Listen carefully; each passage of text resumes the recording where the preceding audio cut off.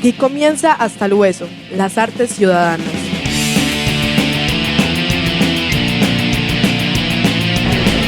Bueno, estamos otra vez en Hasta el Hueso, en esta temporada de Federico no entra. Muy neutral, ¿cierto? Sí, mucho. ¿Cómo estás, Jenny? Muy bien, muy emocionada. Estamos en una gran coyuntura importante para la ciudad, para el país, y yo creo que es el momento de seguir llegando hasta el hueso. Me tiene muy emocionada, especialmente esta temporada, Lucas. Y estamos con Andrés Preciado. Lo vemos como relajado, pero también como, bueno, ya lo que pasó, ya lo que fue. No, estoy tranquilo, entusiasmado, algo que me gusta hablar, entonces está bien. Andrés Preciado fue subsecretario de Seguridad en la alcaldía de Federico Andrés Gutiérrez, y también nos interesa su renuncia. Okay.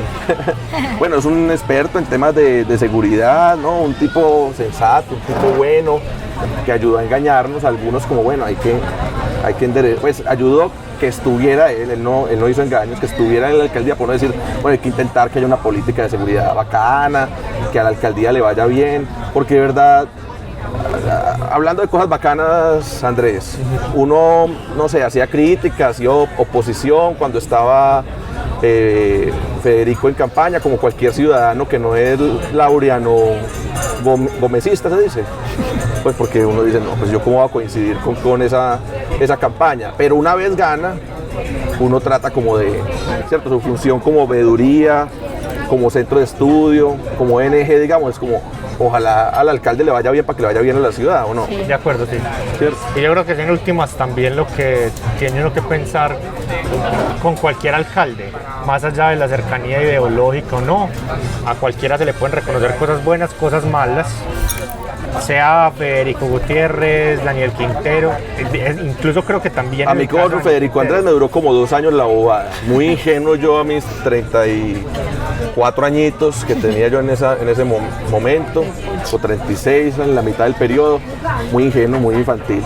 ¿De qué? ¿De reconocerle cosas buenas? No, como 2 años tratando como de que la alcaldía dejara una cosa bacana. Con Daniel Quintero me duró 2 meses. Yo voy a decir una cosa polémica, si quieres opinar o no, sí. Andrés, y es que Federico Andrés le abrió trocha, le abrió linderos a Daniel Quintero, en un estilo, en unas formas, en unas posibilidades, que lo que yo estoy analizando y trayendo gente acá es también un neoclientelismo, de uno entregar pues la Secretaría de Medio Ambiente, teniendo uno concejales tan interesantes, poner en la Secretaría de Medio Ambiente a un odontólogo. Todo es acumulativo, ¿cierto? Tampoco se puede negar que algunas cosas se deterioraron en la alcaldía de Aníbal Gaviria, y seguro cosas que no se hicieron en la alcaldía de Alonso y en la alcaldía de Fajardo, pero lo que estamos ahorita, o bueno, en uno de estos programas vas a ver la entrevista, Andrés, con la veeduría de la Comuna 6, toda esa filigrana de cómo funciona el presupuesto participativo, de cómo relacionaban algunos secretarios, algunos directores como operadores políticos de esto es de tal concejal, esto es de tal edil, esto funciona así en tal presupuesto participativo, con un cacique total en la Comuna 6. Que igual era un modelo que no eran tan nuevo. Es un modelo... Porque los políticos que ahora nos pueden parecer muy reprochables exacto, con Daniel Quintero no son muy distintos a esa clase política que en algún momento, ligado a esos concejales, pudieron apoyar a Federico. Y además no son distintos a la clase política que hoy apoya a Aníbal Gaviria y que lo apoyó cuando está en la alcaldía. De acuerdo. O sea, de acuerdo. Son los mismos de Bello, los mismos de Itagüí, algunos liberales. O sea, no es tan esa descripción que vos haces de que hay una clientela que yo creo que es adecuada.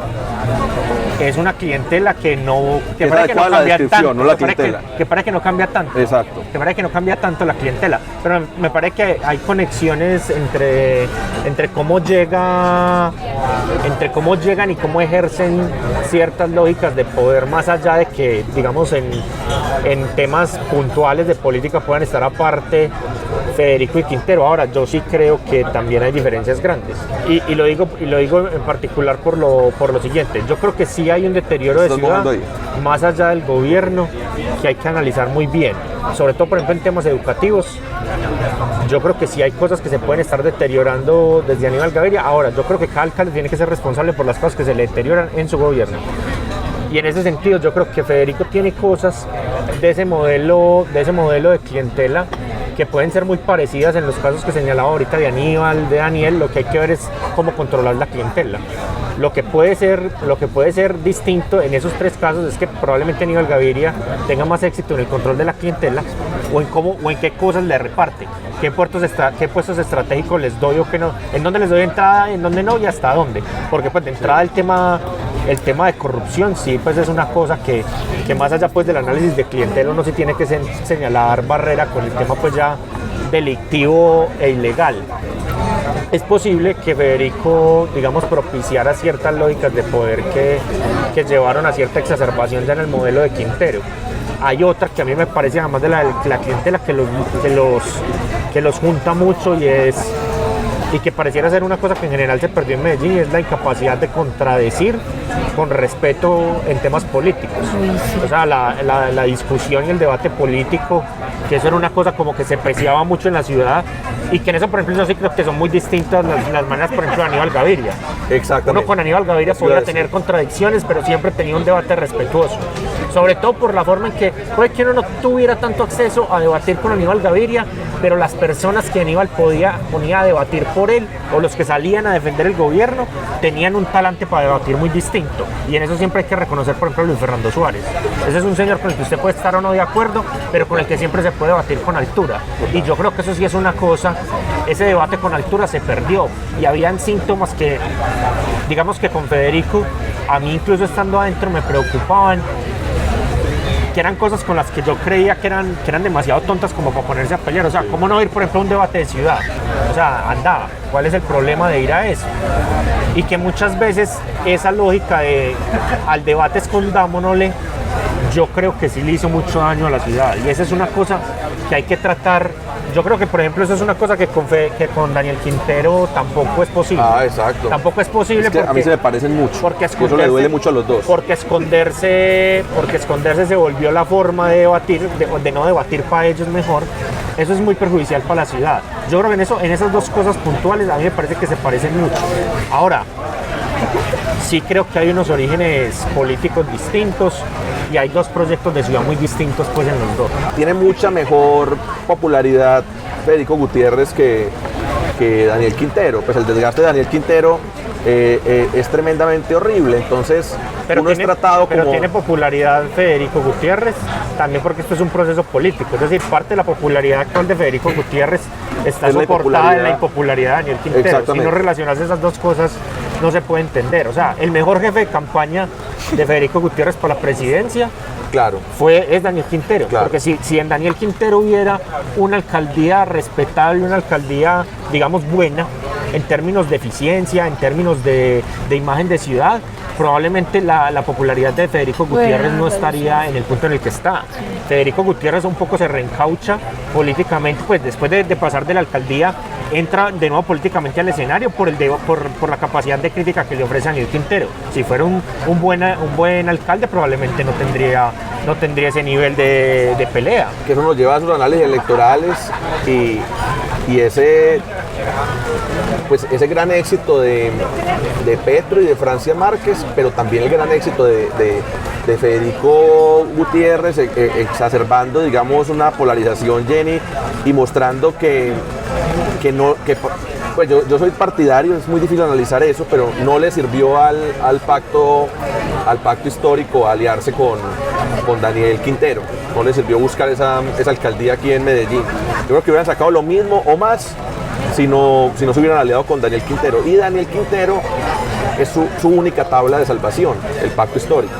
Pero yo voy a decir algo impopular sobre mí en Paisalandia, me voy a gastar la poquita popularidad que tengo a ver si Jenny dice algo, y es que si el pacto histórico, pues o Petro y su familia, porque eso es todo menos democrático, no se hubiera aliado con Daniel Quintero, yo tendría dudas de votar por ellos.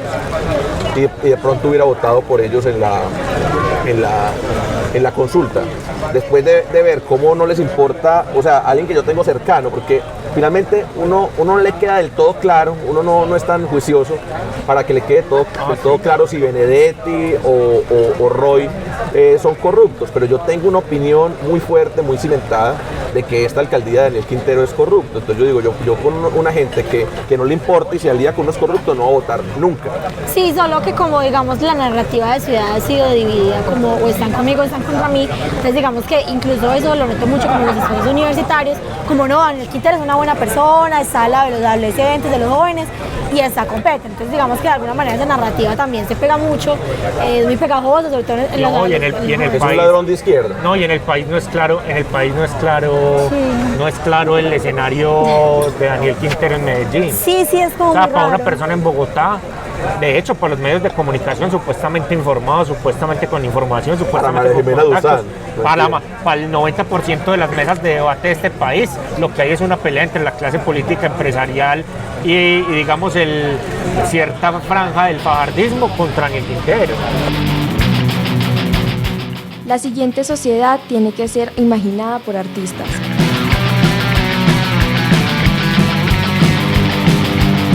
Estamos con Víctor Hugo Quintero Tangarife, coordinador de la veeduría de la Comuna 6. Medellín necesita convertirse en la ciudad que reduzca la movilidad individual y vaya hacia la movilidad colectiva. Pero eso yo no voy a cambiar mi calidad de vida para montarme en un metro lleno de gente, en unos buses llenos de gente, si yo puedo irme en mi carro particular, así contamine, así me meta en un taco y todo ese cuento.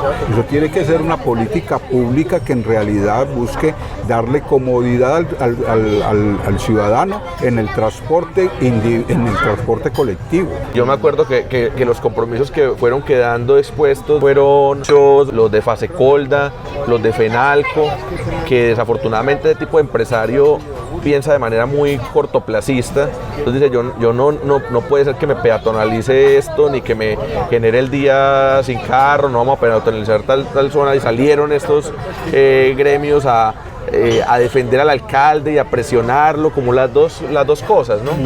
No, hay una cosa clara, y es que Medellín y Colombia no se mueve como una democracia donde usted tiene aquí hay mafias, aquí hay grupos poderosos, aquí hay, o sea, todavía somos de la época del feudalismo. Sí. Entonces el señor feudal que más poder tenga es el que va a influir aquí en este alcalde.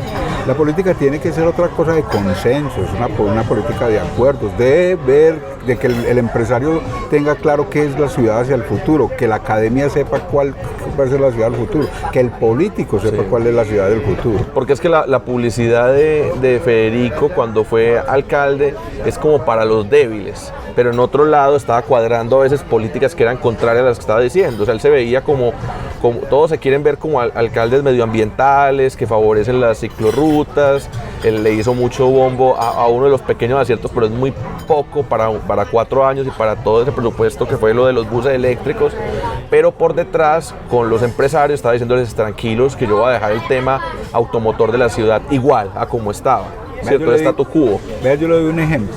Comuna 6, Metrocable Picacho. ¿Sí? La Comuna 6 es quizás la comuna de la ciudad que mejor transporte público tiene. Tiene rutas que van de norte a sur, de oriente a occidente, que lo llevan a usted. Que la conecta con Bello. Ahí está el metro, los buses del metro. Bueno, es un transporte público, pero súper eficiente. ¿Por qué se hizo el Metrocable? Porque había una deuda con un concejal que lo quería el Metrocable allá. ¿Ah, sí? Sí, eso es que un concejal quería que en su comuna de donde él salió tuvieran un Metrocable. Un compromiso que fue de Federico, de campaña, y entonces se lo cumplió. pero eso no, los estudios que nosotros hicimos y que hicieron varias organizaciones de la comuna, ese metrocable no se necesitaba en la comuna. ¿En serio? No se necesitaba. El transporte era suficiente. Hoy usted ve que una de las alertas que puede dar un metrocable, por ejemplo, de la movilidad, es que se llenen sus estaciones, se llene de venteros. Vaya, mire las estaciones, no hay un solo ventero, porque por ahí no está fluyendo el público. ¿Dónde llegan los venteros? Donde el público está entrando y saliendo. ¿Y cuánto vale un metrocable? No, pues eso es miles de millones de pesos. Y para no prestar, es más, el metrocable tenía un fin específico que era turístico, porque iba a llegar hasta el Picacho, el Cerro del Picacho. Ajá.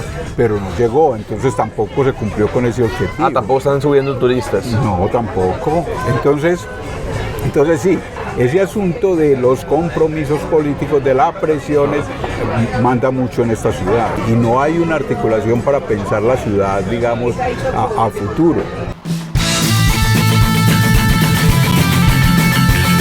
Pajaritos, arbolitas, estamos en una época muy dura de manipulación electoral a partir de los datos del algoritmo, de estar hiperconectados, de tener un exceso de información, de las noticias falsas, sobre todo porque la campaña de Federico Andrés Gutiérrez tiene un montón de plata para estarnos metiendo por boca y nariz unas vallas, y también hay mucha gente mañé con carro que pone ese afiche ahí y ya uno tiene hasta las orejas, Federico. Pero ¿qué es lo que pasa? ¿Qué es lo que pasó en esa alcaldía de Medellín, que es con lo que hacemos memoria de saber que sería muy mal presidente? Este es un típico producto que tiene un montón de gente alrededor, y políticos viejos, políticos tradicionales, nuevos políticos jóvenes, empresarios de los votos con nuevas mañas, que muchas inversiones inmobiliarias, mucho negociado, todo es para fortalecer y para nutrir un producto.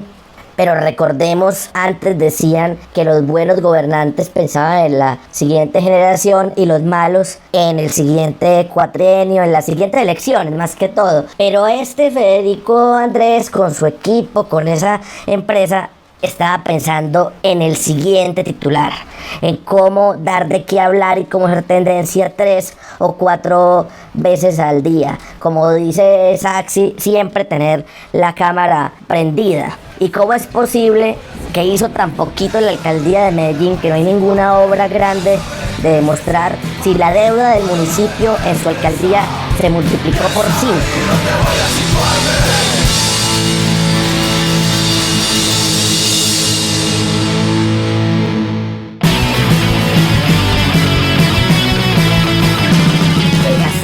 Schneider dio calle para hablar de las bellezas de la política y la estética del poder.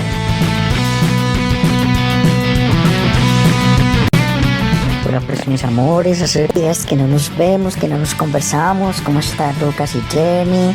Y bueno, pues aquí seguimos conversando acerca de don Federico Andrés Gutiérrez Zuluaga, el personaje, el showman, pues porque y a mi María ese sí le encanta hacer el show. Yo no sé si ustedes se acuerdan cuántos millones de millones gastó ese señor en publicidad, dándose bomba, pues él todo el tiempo sobre lo bueno, sobre lo maravilloso, sobre lo mesiánico, pues porque él era el único, porque no sé qué, en la alcaldía de Medellín. ¿Ustedes se imaginan cómo será si llegara a ser presidente? Que yo es que bendito sea mi Dios, Santa Cruz de Palo, Santo Cristo de Ubaté, a todos los santos les rezo pues para que eso no llegue a pasar a este país, porque qué desgracia. Ustedes se imaginan si llegase a ser presidente ese señor, cuánta plata va a sacar pues del erario público para hacer el show y para salir a coger a los vándalos y para salir a yo no sé qué y a empezar a decir, yo no sé si se acuerdan ustedes, dice que dónde está la cámara, si me están grabando. No. Él cree pues que con ese habladito, así como el mío, muy paisa y muy de pensar que es que, mejor dicho, seductor y yo no sé qué, y nea y ñero, pues que se va a ganar a todo el mundo. Y por otro lado utiliza ese habladito como parecido al de ese señor impresentable que nos gobernó en algún tiempo, que yo ni siquiera digo el nombre porque es que me da un repudio, una cosa tan horrible, tan horrible, tan horrible.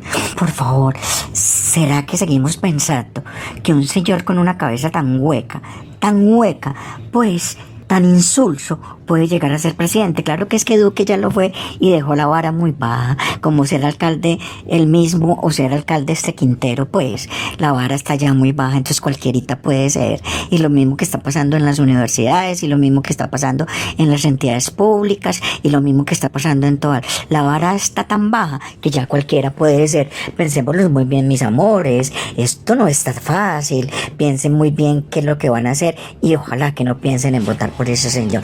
Pero por favorcito, pues, esta tía trans que ha sufrido tanto, se los pido. Oiga, qué invierno, ¿no? Y es cierto lo que dice Saxi de que ya cualquiera puede ser alcalde, puede ser presidente. Ustedes conocen a Elí Ramírez, el poeta de Castilla, en la noroccidental, en Medellín. Hace poemas así: esta suciedad, viajes a la luna, trasplantes de corazón, avance hambre, sal, tos. Y se escapa una corriente de aire en busca del hombre. Por eso inspiró tanto al punk por allá en la 68. Y ha habido gente que le ha jalado mucho a que la obra se encuentre. Entonces búsquenlo. Elí, con H, Ramírez, un poemita anotado de él en una libreta, por ahí en el baño, pegado por ahí con una notica posit.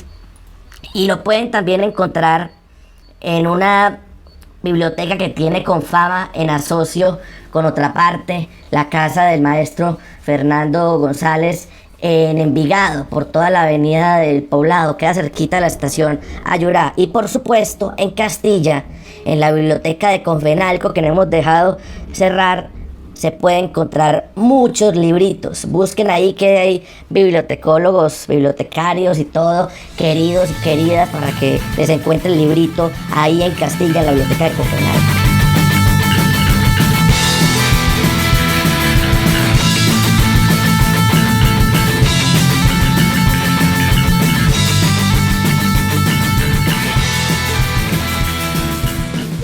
Lo que yo quiero decir es que hay un límite también ético, y son las bodegas, y es empezar a perfilar gente, y es empezar a bloquear gente, y es empezar a escuchar reuniones de ojalá no nos tengan que buscar cuando tengan un problema de seguridad, porque no los vamos a atender.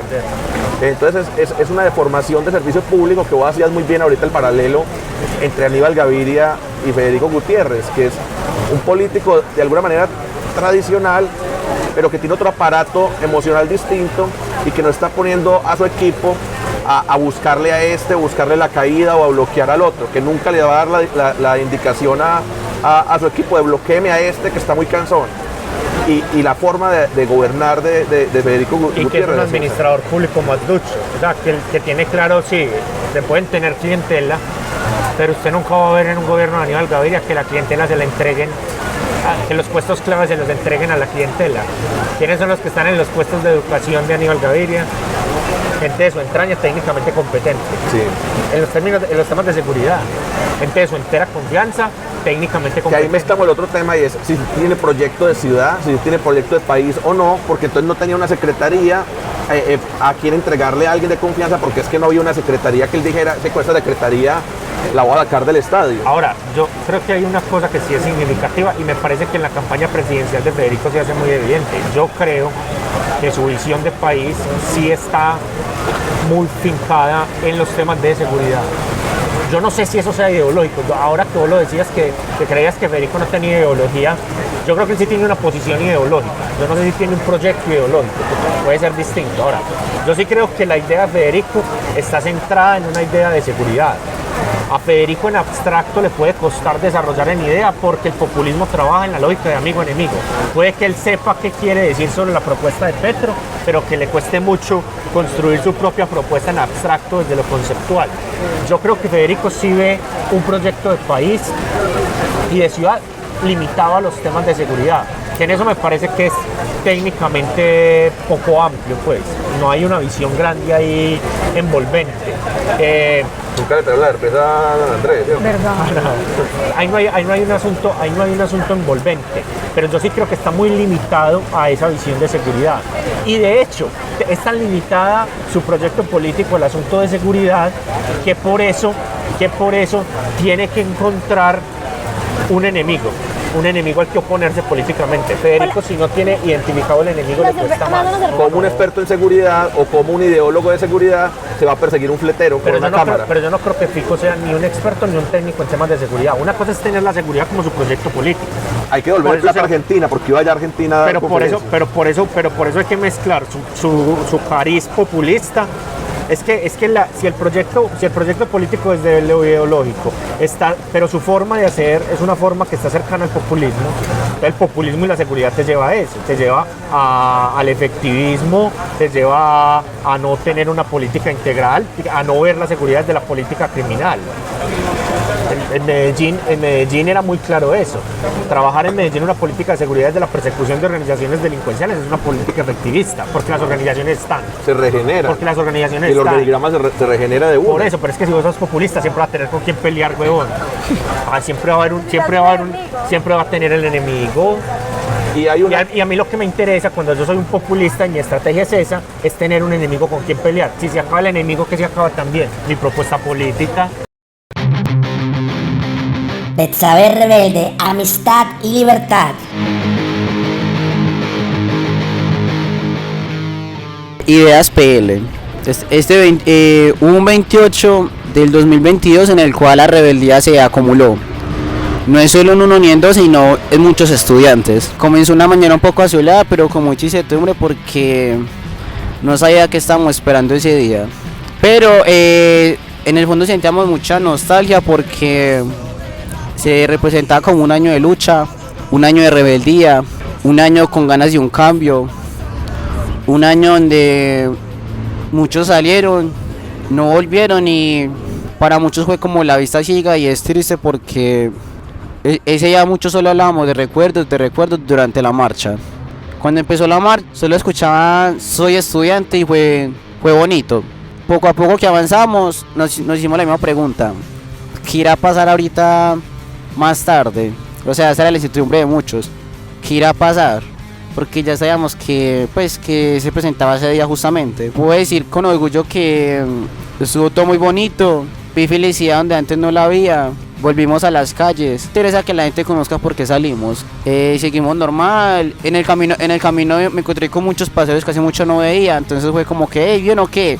Me alegra verte el día de hoy, como hicimos nosotros, ahorita nos paramos juntos duro.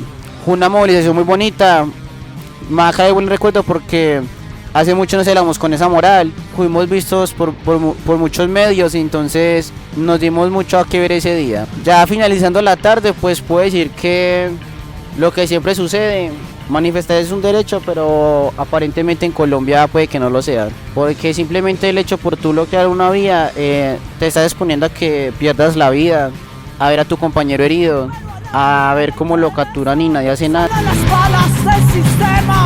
Arbolitas, pajaritos, bacano escuchar a estos muchachos rebeldes, recordar que estuvieron indignados, que están indignados, y no es para menos la indignación de este país con tanta corrupción, con tanto desgobierno, con tanto escándalo de corrupción. Esta es una generación que empezó a marchar por la corrupción. Mire, hay un asunto, nosotros hacemos esta comparación, nosotros estamos en los huevos con jamón, entonces ellos ponen los huevos y nosotros ponemos el cuero, es una cosa terrible, o sea, nosotros ponemos los muertos que son reales, no es un dato estadístico. Pues lo que hizo Federico es decir, capturé al más grande y eso, bueno, y esos datos estadísticos, no, ahí hay personas jóvenes que están perdiendo su vida, que están perdiendo, no solo físicamente, también pierden su vida metidos en esos negocios, ¿no es cierto? Entonces ahí no hay una situación que nos esté, o sea, que nos está afectando profundamente. Guarguero Libre, un puente para escuchar lo que está encerrado.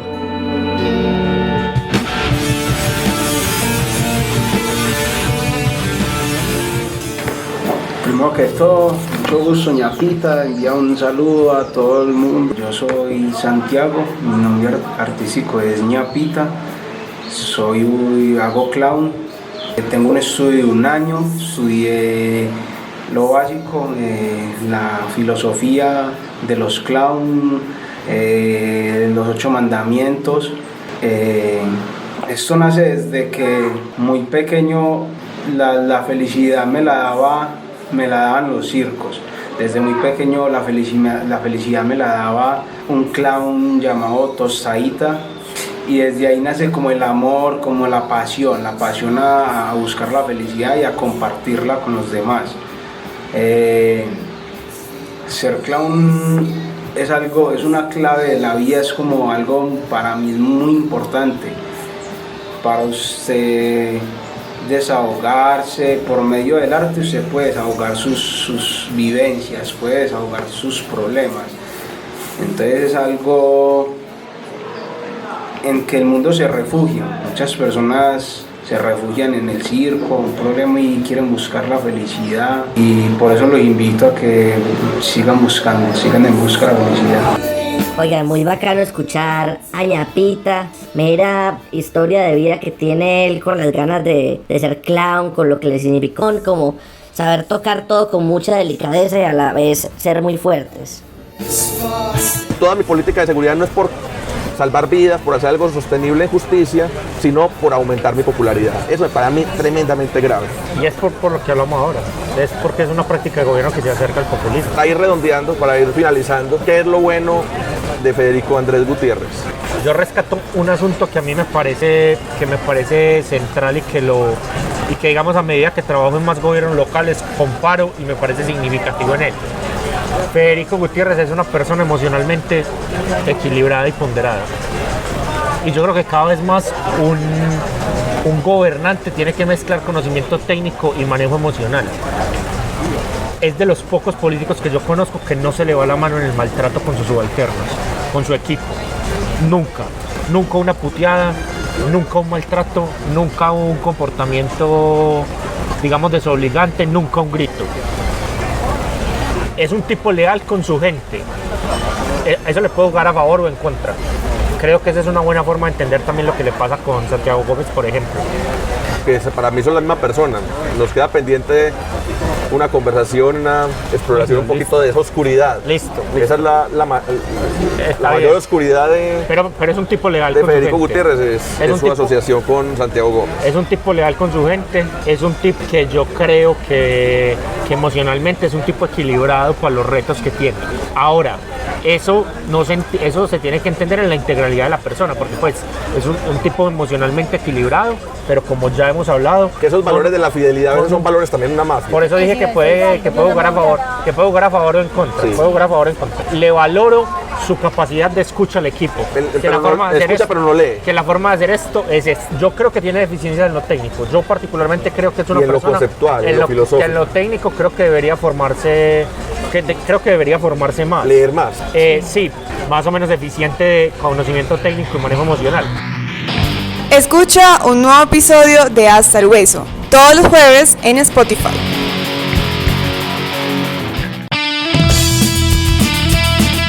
Llega la columna vertebral, a ver si armamos este esqueleto.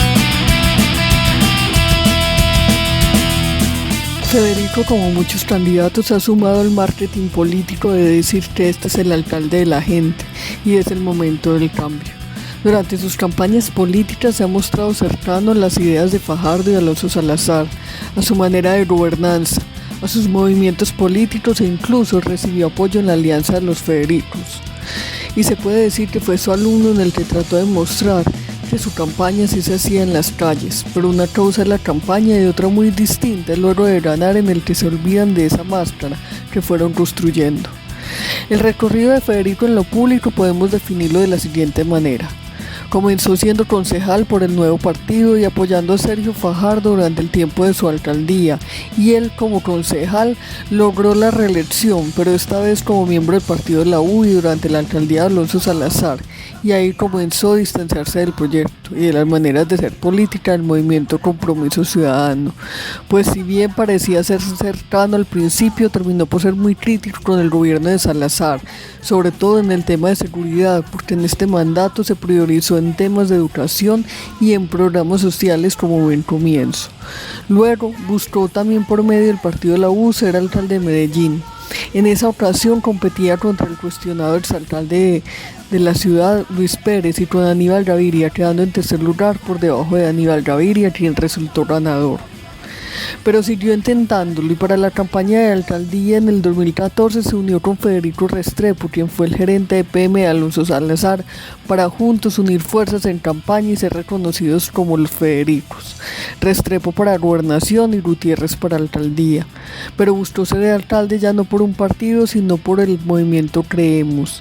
Esta unión trastabilló con la llegada a la contienda de Alonso Salazar, quien volvía al ruedo político para hacerle contra, porque decía que era un uribista que se hacía pasar por fajardista. Gana la alcaldía haciéndonos creer que sería un alcalde cercano, un reformador, a la vez de continuista de los proyectos de los demás, un respetuoso del derecho y la división de poderes y del control político, pero no lo fue. De un candidato que supuestamente recorre toda la ciudad para ver qué era lo que ésta necesitaba, pasamos a un alcalde autoritario que no escuchaba y que rompía procesos que no le interesaban o creados por sus enemigos políticos. Hizo cambio en la estructura organizativa del municipio, dándole más poder al secretario de gobierno en cabeza Santiago Gómez, quien era su mano derecha y que desde siempre se sabía que sería su candidato, tanto que todos los contratos que las secretarías tenían que hacer para sus proyectos debían pasar por sus manos para la aprobación, limitando la independencia de sus funcionarios de libre nombramiento y remoción. Cambió la forma en que las secretarías se comunicaban al público por medio de las redes sociales para que fueran todas direccionadas a un community manager de la alcaldía, impidiendo que sean ellas las que se puedan comunicar con la gente. Y poco entendió que había diferencias entre el derecho administrativo y el derecho privado. Un derecho muy complejo, con muchas reglas para tratar de parar la corrupción, y que no basta con que el alcalde hable para que se hagan los proyectos. Y lo más triste de todo es que dejó un tiempo de ejecutar obras ya planeadas, porque fueron ideadas por alcaldes anteriores con los que tenía grandes diferencias, como pasó con Parques del Río, que cuestionó por su costo para luego vanagloriarse con él. Las acciones realizadas por el alcalde no fueron ni las más éticas posibles ni las más correctas, pero sobre todo eran decisiones tomadas desde el autoritarismo y no desde la empatía. Mientras él visitaba los lugares con su esquema de seguridad y con las cámaras y se fotografiaba almorzando con gente en los barrios, detrás les quitaba los proyectos sociales y culturales tan necesarios para ellos o bajaba el presupuesto para lograr los objetivos, haciendo que se tuviera que despedir gente y que la que se quedaba tendrían que trabajar el triple con el mismo salario, o compraba un helicóptero que lo único que hacía era perseguir a las personas que estaban en la calle y sin órdenes de captura, o en barrios o momentos en los que no ha pasado aún nada. También exageraba en las acciones y las llevaba a cabo él mismo, como cuando él se fue por 24 horas a perseguir a 2 fleteros que robaron 2 celulares y unas joyas sin orden de captura, cuando él lo que debería estar haciendo es políticas públicas y proyectos para la gente. Proyectos en los que él o su equipo de trabajo les parecía un gasto innecesario, como hicieron con la reducción en fiesta del libro de su presupuesto. Sí, alcalde, nos dimos cuenta. También es contradictorio porque cuando él fue fuerte en las críticas de otras administraciones, no soportaba el activismo táctico que otros hacían en contra de su alcaldía. Cuando la ciudadanía lo cuestionó por su actuar con el problema del aire, con el tema de la seguridad en el secretario y fue acusado por sus vínculos con grupos ilegales, con la baja en el presupuesto en proyectos de cultura y sociales y con el aumento de los homicidios, todas esas críticas se las hacían a través de propuestas creativas, casi todas en la plazoleta de la Alpujarra, en las que, por ejemplo, se pusieron tapabocas en las esculturas de la Plaza Botero. Se lavó la plaza poniendo anilina natural roja en las fuentes de la ciudad. Él respondió despidiendo funcionarios o contratistas que participaron o fueron críticos. No contratar a gente que tuviera pensamiento crítico a su administración, así tuviesen razón. Y se dice que incluso para aceptar a alguien en un proyecto se le revisaba sus redes sociales al mejor estilo de una dictadura. A ver qué tanto cuestionaba a la persona la alcaldía, o poner una multa a quienes pusieron la anilina y no estar presente al momento de la entrega de la plata. Además de que tenía uno de los síndromes de Adán más grandes que ha tenido un alcalde de esta ciudad. También durante su mandato aprovechó la remodelación de todos los parques de Medellín, algunos innecesarios, y las interpretaciones a los artículos del Código Policial para impedir que la gente se reuniera en los parques a tomar cerveza y allí en espacio público pudieran hablar de política, estar con amigos y familiares disfrutando del lugar, y veía estos actos cercanos como un acto vandálico y de orgía. Así era la alcaldía de Federico Andrés Gutiérrez, más conocido como Fico, un hombre que se dice que trae ideas frescas y la juventud, y no es más que un ser autoritario y con ideas arcaicas propias de un padre aleccionador y tradicional en el mal sentido de la palabra. No será un buen gobierno el de Fico si llega a ganar. Ese gobierno claramente nos recordará la época del gobierno de Turbay y su estatuto de seguridad, tan peligroso con la gente, tan peligroso con el estudiante que marcha. Estuvimos con Andrés Preciado, ex subsecretario de Seguridad, para no decirlo tan largo, de la alcaldía de Federico Andrés Gutiérrez, un gran académico, un tipo muy valioso. Andrés, muchas gracias por estar acá. No, muchas gracias a ustedes, siempre un gusto pues compartir con vos, Lucas, y con los proyectos que desarrollan todos. Entonces, el cierre de Jenny, pero Jenny, responda si llegamos hasta el hueso, ¿no? Claro que llegamos hasta el hueso, me interesa. Y bueno, yo quiero concluir pues como con algo, aprovechando pues digamos la fuerza y el furor joven, que me parece muy impresionante en esa coyuntura de ciudad de país. Yo creo que Federico Andrés Gutiérrez no merece ser presidente, no merece ser presidente porque quiere partir el país en dos, porque yo sí creo que crea un enemigo muy fuerte, donde de pronto no necesariamente hay, porque no le importa absolutamente nada la cultura, porque tiene una política de seguridad y una agenda de persecución adolescente que me parece no debería ser el camino, no debería ser la salida para un país que está buscando una nueva verdad, la paz. Me parece muy peligroso un bacán, una persona que aparenta ser un bacán, pero que en el fondo es el continuismo, representa la sangre y el terror que ha sido o que ha estado en ese país y que es muy grave. Creo que no debería ser nunca y no deberíamos permitirle nunca, ni en esta ciudad ni en este país, un Federico Andrés Gutiérrez, porque definitivamente no piensa en una integralidad de la persona, ¿cierto? Y a mí me afecta mucho el tema de la periferia, y creo que no entiende las dinámicas, que no se acerca a las personas y que solo aparenta ser una persona chévere, cool para el mercado, pero que vive de la guerra, y necesitamos un cambio radical, y en eso soy radical, un cambio radical hacia la paz, y Federico Gutiérrez no representa.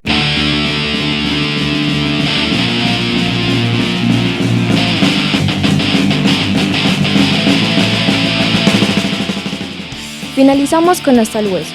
Comunícate con nosotros al email jaramillo.lucasconk@gmail.com y Twitter de Jenny con H_Duque.